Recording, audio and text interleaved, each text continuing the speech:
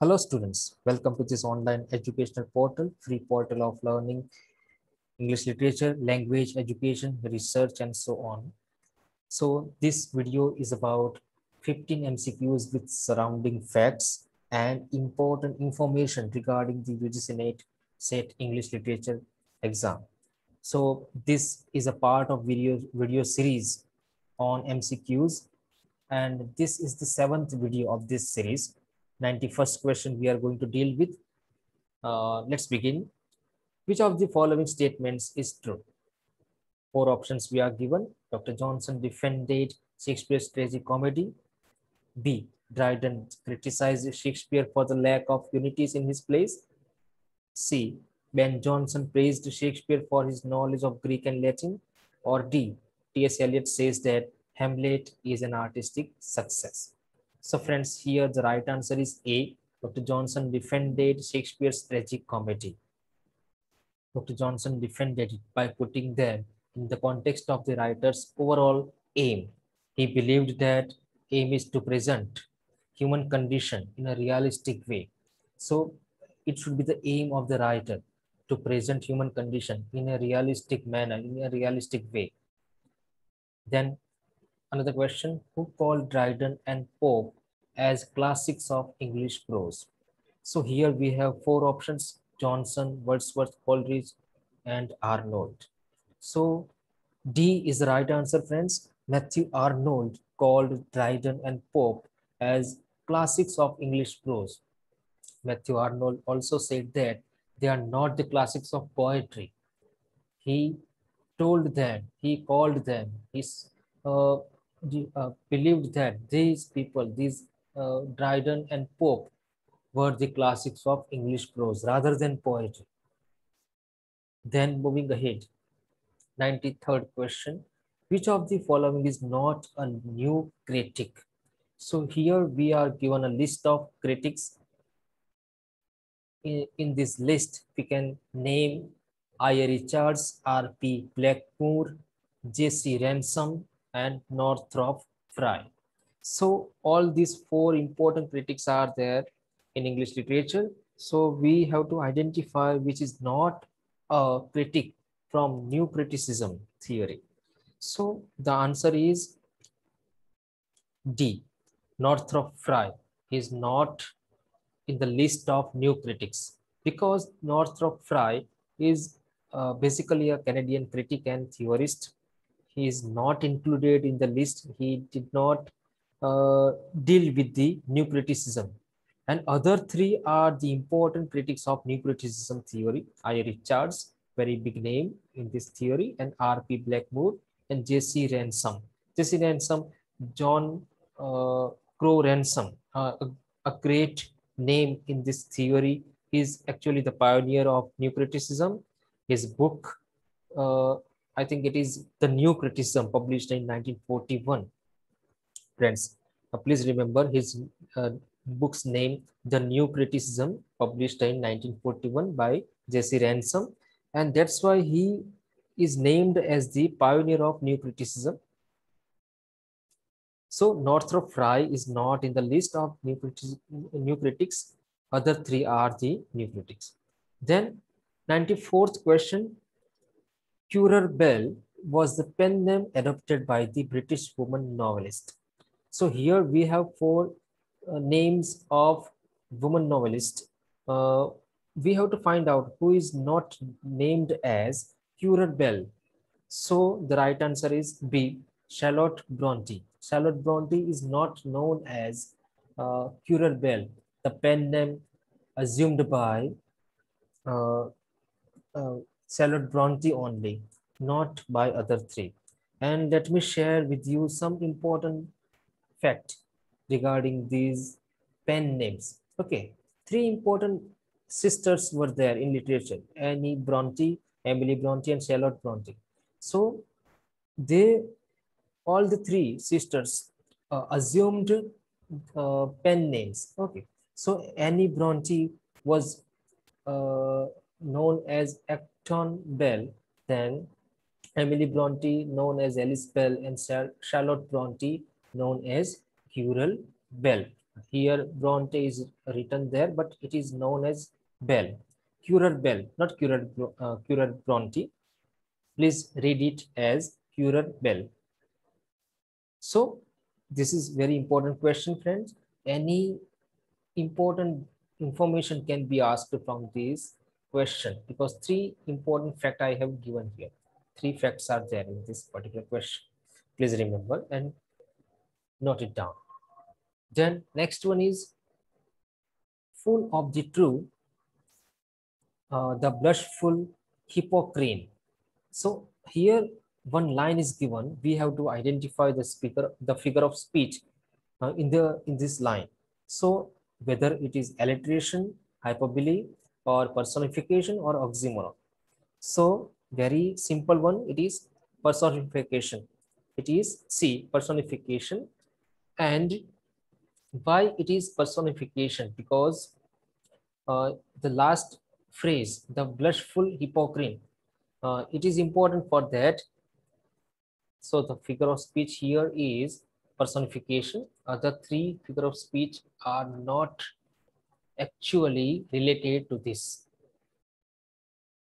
Then next question is, an Alexandrine is an iambic pentameter line, or an unrhymed couplet, or an iambic hexameter line, or an iambic tetrameter line. So what can be the right answer? The right answer is C, an iambic hexameter line, friends. So it is an iambic hexameter line. And let me share with you important fact regarding this. Hexameter is including 6 metrical feet. Okay, hexameter is including 6 metrical feet. And what is iambic? As we all know that iambic is it can be defined in a way that an unstressed syllable is followed by a stressed syllable. Okay, and one unstressed syllable is there, which is followed by one stressed syllable, that is called as iambic. Then 97th question, identify the meter when two unstressed syllables are followed by one stressed syllables in a poetic line. So here we have to identify that particular meter, whether it is iamb or anapest or dactyl or Beckius.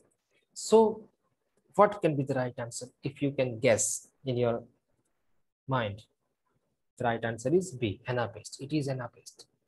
Anapest is known as having two unstressed syllables followed by one stressed syllable. So, and one important fact regarding all the other three, iambic we just talked about, and then one about dactyl. It is one stressed syllable followed by two unstressed syllable. That is dactyl. Okay, let me repeat. Dactyl is one stressed syllable followed by two unstressed syllable. Then vacuous. Vacuous is one unstressed syllable followed by two stressed syllables. So, moving ahead. 98th question. The median pause in a poetic line is known as, whether it is caesura, stress, semicolon, or refrain. So, very simple one, caesura. It is named as caesura. And caesura means a rhetorical break. Okay, it is usually means a rhetorical break in the flow of sound in the middle of a verse. Okay, it is a kind of break in the flow. Moving ahead, identify the figure of speech used in the line. So line is given there, a little more than keen and less than kind. So here we have to identify the figure of speech, whether it is simile, pun, transferred epithet, or metaphor. So it is a pun. B is the right answer. It is a pun. And this line is taken from Hamlet. Okay, Hamlet, a play by William Shakespeare. This line is taken from. And it is also spoken by Hamlet himself. Then Next question is there. Who among the following is considered a pioneer of cultural criticism? So cultural studies or cultural criticism, the pioneer or the founder we have to identify. So Raymond Williams, very important name in the theory of cultural studies, Raymond Williams. He is also known as the father of this particular theory and one of the founding fathers. He was not the person who is the only responsible person, but he, along with other critics, he founded this particular theory of criticism. Raymond Williams with Richard Hogarth. Okay. Then the British Literary and Society Journal, the Tatler, was founded by. So here we have different names: Richard Steele, Joseph Addison, Thomas Adams, and Richard Adams. So very simple one, but this question includes a very important fact I will share with you. So A is right answer. Richard Steele was the founder of this particular journal. But important fact includes that the Tatler, this journal, was started in 1709. Okay, it was started or begun by Richard Steele in 1709 and published for 2 years only. So in 1711, it was just stopped publishing. Okay, and friends, let me tell you that one important video I have created regarding the periodicals and journals that you can find in the description of this video also, and I will try to give you a link in this video itself. Then next one is there, on which poet's epitaph are the words engraved? The words are given here. Here lies one whose name was writ in water. So this is a phrase. So Shelley is there, or Wordsworth, or Lord Byron, or John Keats. Friends, this epitaph was the epitaph of John Keats. So D is the right answer, friends. And let me share with you what is epitaph. Epitaph is a phrase written in the memory of someone who has died.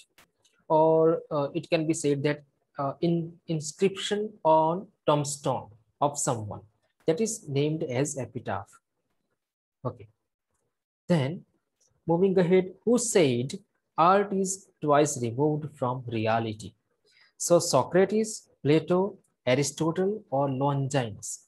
So the right answer is Plato. Yes, B is the right answer. Plato, in his theory of mimesis, when he wrote mimesis, he described art is twice removed from reality. He told about imitation of imitation. So it is his theory. Then pathetic fallacy, a term invented by John Ruskin, stands for. So we have to identify the definition here. What is pathetic fallacy? Whether it is A, strong feeling of pathos, or B, fallacy pathetically felt, or C, attributing human feelings and actions to natural objects, or D, elemental simplicity in human beings. So the right answer is C, attributing human feelings and actions to natural objects. So this is the right answer, friends. And pathetic fallacy was invented by John Ruskin. He was the pioneer of this particular word, pathetic fallacy. Okay, so remember this thing also. John Ruskin invented this term, pathetic fallacy, which means attributing human feelings and actions to natural objects. Then last question of this video is, who defined drama as a just and lively image of human nature? So someone defined drama as a just and lively image of human nature. So who can be that particular person? So Aristotle, Longinus, Dr. Johnson, or John Dryden? So friends, here D, John Dryden is the right answer. John Dryden, in his criticism, he defined drama as a just and lively image of human nature. So friends, that's all for today. This video series includes a lot of videos on MCQs and important information surrounding information, facts, because the same question cannot be asked, cannot be repeated in the exam, but its surrounding facts can be asked in another form. Okay, so this is the style of preparing uh, the the notes and the questions and the answers. This is the style that can be followed by any aspirant of UGC NET and SET English.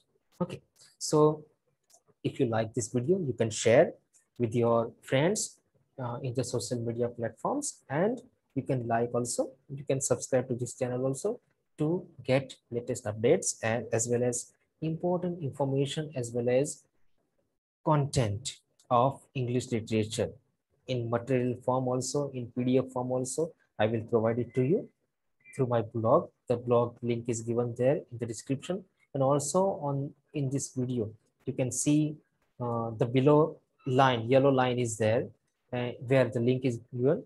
So friends, thanks a lot for listening to me.